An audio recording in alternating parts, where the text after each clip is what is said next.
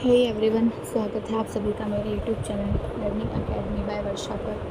तो डियर, आज मैं 2020 का PYQ साइंस का लेकर के आई हूँ आप लोगों के लिए, जो आपके एग्ज़ाम के लिए बहुत बहुत हेल्पफुल रहने वाला है। क्योंकि बहुत बार ऐसा होता है कि एग्ज़ाम में रिपीटेड क्वेश्चन PYQs भी आ जाते हैं। अगर एक या दो क्वेश्चन भी आपके एग्ज़ाम में इस क्वेश्चन पेपर से मिल जाता है तो आपके लिए बहुत हेल्प होगी। तो चलिए शुरू करते हैं। First question is BHC and malathion है कीटनाशक इंसेक्टिसाइड रेडिएशन प्रदूषक का एक उदाहरण है। One of the example of radiant pollutant is O3। कोयले का शुद्धतम रूप है। Purest form of coal is anthracite. शुद्ध बर्फ का गलनांक है। Melting point of chloride is 273 K. एक जीवित निकाय द्वारा उत्पन्न प्रकाश को कहते हैं the light given out by living bodies is called जीव दीप्ति और बायोल्यूमिनेसेंस। एक अधातु जो कि ऊष्मा एवं विद्युत का अच्छा सुचालक है। A non metal which is a good conductor of heat and electricity is graphite. Phosphorus के कणों का सूत्र है P4। The formula of one molecule of phosphorus is P4। डाइल्यूलिनियम मिश्र धातु में एल्यूमिनियम इस करंट से मिला जाता है। The reason for using aluminium in the alloy duralumin is aluminium हल्कापन लाता है और AI हल्कापन लाता है। निम्नलिखित में से कौन सही सुमेलित है?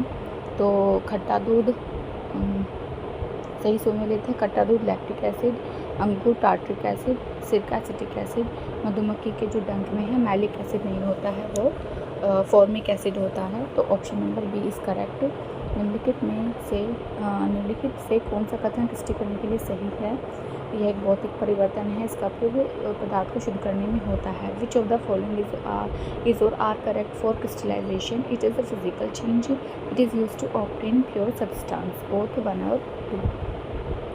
नेक्स्ट क्वेश्चन है निम्न क्वेश्चन कथनों में से कौन से कथन विलयन के लिए सही हैं? विलयन दो या दो से अधिक पदार्थों का एक विषमांत मिश्रण है। यह ठोस, द्रव्य या गैस अवस्था में हो सकता है। Which of the following is or are correct for solution? A solution is a heterogeneous mixture of two or more substances. It can be in solid, liquid और गैस फेजेस। तो हमारा ऑप्शन नंबर 2 सही है। Option number 1 गलत है, क्योंकि ये ज़रूरी नहीं है कि जब दो से अधिक पदार्थों का मिश्रण हो तो वो विषमांगी ही हो। नेक्स्ट क्वेश्चन है ICT का पूरा नाम है। Full form of ICT is information and communication technology, सूचना एवं संचार प्रौद्योगिकी। नई शिक्षा नीति 2020 के तहत किस कक्षा की कौशल विकास कोर्स प्रारंभ होगा? कक्षा 6। From which class skill development course will start in the new education policy 2020? Class 6। निम्नलिखित में कौन सा वैज्ञानिक दृष्टिकोण का गुण नहीं है?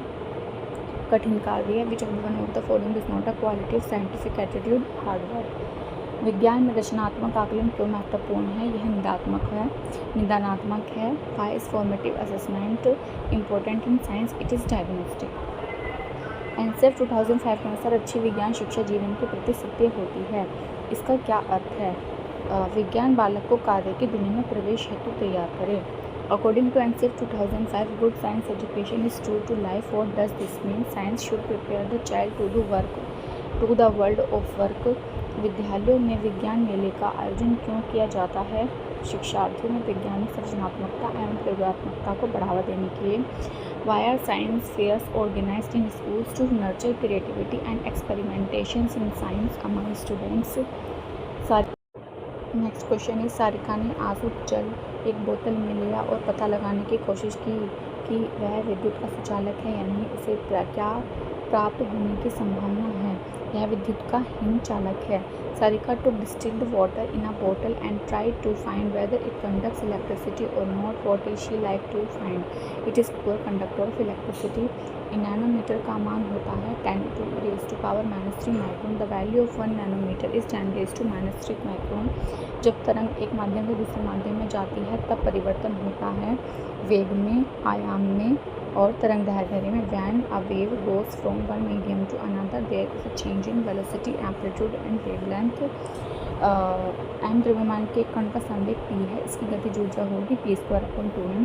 Momentum of a particle of mass m is p। It's kinetic energy will be p²/2m। एक व्यक्ति का द्रव्यमान पृथ्वी पर 72 किलोग्राम है। चंद्रमा की सतह पर जी का मान पृथ्वी की सतह पर जी के मान का 1/6 है। चंद्रमा पर व्यक्ति का द्रव्यमान होगा 72 kg। The mass of a man is 72 kg at Earth. The value of g at the moon surface is 1/6 of that on the Earth. The mass of man at the moon will be 72 kg. निम्न में कौन सा प्रभाव ध्वनि तरंगों में नहीं पाया जाता? ध्रुवन। Which of the following effect is not found in sound waves polarisation. यदि किसी द्रव पर दाब बढ़ता है तो उसका क्वथनांक बढ़ता है। If the pressure over liquid increase its boiling point increase. उच्चतम भेदन क्षमता का विवरण है गामा किरणें। Radiation with maximum penetration power is gamma rays. कौन आंतरिक परावर्तन संभव है जब प्रकाश चलता है? कांच से जल में। Total internal reflection is possible when light travels from glass to water. निम्नलिखित में से कौन सा जीव केवल प्रकोष्ठी कोशिका के ही भीतर जन्म करता है? विषाणु। Which of the following reproduces only inside a host cell? Virus. ऐसा मानव रोग जो मनुष्य के कारण उत्पन्न होता है? Influenza. A disease is human being caused by virus is influenza. वह रोग जो एक प्रोटोजोआ प्राणी द्वारा उत्पन्न होता है और कीट द्वारा फैलता है? Malaria. The disease caused by a protozoa and spread by an insect is malaria. एक विद्यार्थी ने सूक्ष्मदर्शी की सहायता से एक ऐसी कोशिका को देखा जिसमें स्पष्ट कोशिका भित्ति तो थी किंतु स्पष्ट केंद्रित नहीं था।